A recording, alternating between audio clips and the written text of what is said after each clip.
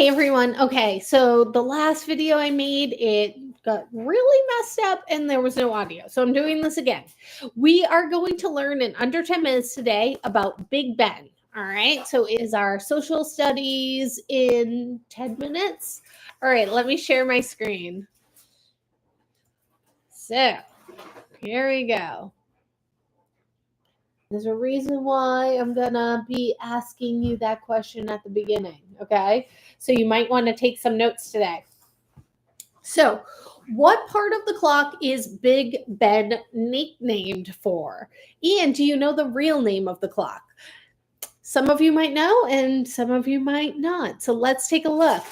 Big Ben is actually the nickname for the bell, the ginormous bell that's up in the top of the clock at the north end of the Palace of Westminster in London. The term is commonly used to refer not only to the bell, but also to the clock and the clock tower. So I had said, do you know the real name of the clock? Because we're calling it Big Ben, right? Well, that's not the real name of it.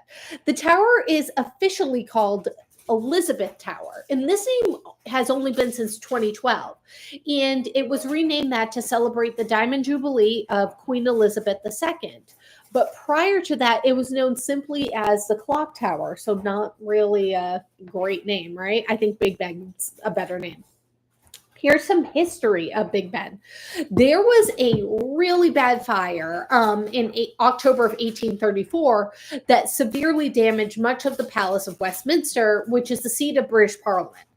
And a prominent feature in the design of the new palace was a large clock on top of a tower. And the design was created by Edmund Beckett Denison and built by the company E.J. Dent and Company, and it was completed in 1854. But 5 years later, St. Stephen's Tower was finished. That bell that is up there weighs more than 13 tons. It is massive, and it needed to be transported through the streets of London to the tower by a team of 16 horses. Now, once it was installed, Big Ben struck its first chimes on May 31st of 1859. However, and I feel like somebody should have realized this when they were designing it to begin with, the heavy striker, the part that hits the bell, it hit it and it ended up cracking the bell. And it took more than 3 years before a lighter hammer was added, allowing the clock to again resume operation. But they weren't about to bring that bell down and put a new one up there. So all they did was rotate the bell so the hammer would strike the part of the bell that wasn't cracked. And they actually never repaired the crack. Little fun fact. So how did Big Ben get its name? Ultimately, no one is really sure. There are two popular stories about how the bell got its name, though. One story suggests that the bell was named after Sir Benjamin Hall. He's on the left of the screen. He was the commissioner of works who oversaw the bell's installation, and he was a very large man. So it's said that the workers began referring to the bell as Big Ben because of his size.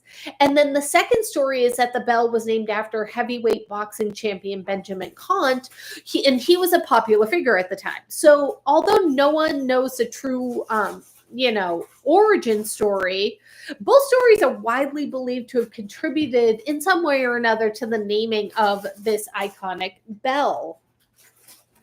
So I have 4 fun facts up on the screen with 4 questions about them that we can go over.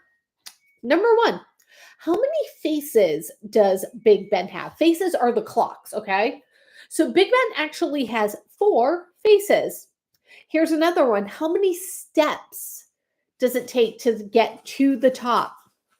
Well, 334. So you might be a little bit winded by the time you get up there. Also, what is, or was, I should say, inside of Big Ben? Big Ben actually used to have a prison inside of it. So a third of the way up, or 114 steps to be exact, inside the prison, inside the tower is the prison room where MPs or members of Parliament in breach of codes of conduct. They were in prison. So if you were a member of Parliament and you were not acting right, you got stuck in the prison room of Big Ben. It was actually last used in 1880 when newly elected MP Charles Bradlaugh, who was an atheist, refused to swear allegiance to Queen Victoria on the Bible. So he was kept in the prison room overnight. And then one of my favorite little facts. What kind of coins are used to regulate the clock's pendulum? It's actually pennies. So they have to put pennies in a specific way on the pendulum of the clock in order for the clock to work correctly. And again, one of my favorite facts about the clock. Here's some more.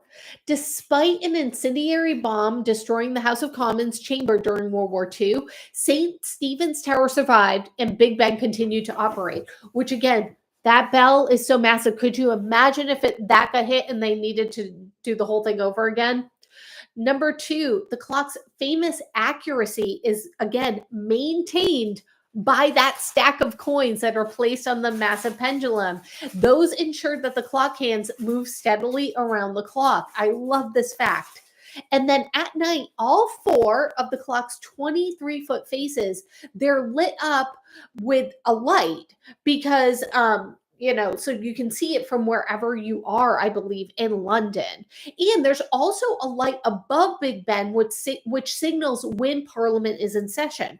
Now, interestingly enough, before light bulbs, the clock faces were illuminated. Somebody had to walk up all 334 steps every single night to light the gas lamps and then put them back out. Imagine having that job. Whew. But talk about a workout, right? So let's talk about the parts of Big Ben. We have the going train, the chiming train, the striking train, and the escapement.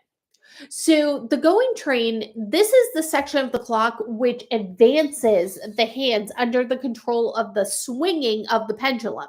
And it also gives a series of pulses to the pendulum to keep it swinging. The chiming train operates the hammers for the 4 quarters, again, of the chiming bell. So when it hits 3 o'clock, 6 o'clock, 9 o'clock, and 12 o'clock. And it operates 4 times each hour and is triggered by the going train. So again, like when it rings, I'm sorry, on the hour, but also when it rings on the quarter hour. So 15, 30, 45, and 60. Then you have the striking train. That train operates the very heavy hammer, but not as heavy as it used to be, right? For striking Big Ben's bell. And it's triggered by the going train so that the bell is struck at the exact moment of the full hour after the chimes have been completed. And then you have the escapement. So the escapement is a device in mechanical watches and clocks and big clocks that transfers energy to the timekeeping elements, that impulse action that allows the number of its oscillations to be counted, the locking action. And that is a lot of information about how a clock works that I had to look up for you all. So here's some pictures we've got on the top left, the going train, the top right, the chiming train, the bottom left, the striking train, and then the bottom right, the escapement. So those are all the parts to make Big Ben work. But my favorite of all the photos, definitely the pennies on the pendulum. That's the reason why that clock is so accurate, the placement of those coins. I love it. Another great photo. Here's one of those 23-foot high clock faces. So as you can see on the right-hand side or the left-hand side of the picture, you can see how it's like kind of like looking, like if you were standing inside and looking out, you would see London. So that's the clock itself. But if you look to the right-hand side of the photo, you can see along the wall all of the light bulbs. And those are the light bulbs that light up, again, to light up the clock faces at night. So I have 2 questions for you for the practice work for this week. Number 1, how many clock faces does Big Ben have? And number 2, remember how I told you to think of this one at the beginning of the mini session? When was Big Ben put into service? So if you know the answers to these questions, you can put them in the comments. You can put it in the chat. You can go over to my Substack. You can answer the questions there. And happy learning this week. I'll see you again soon. Mom. Mom. What?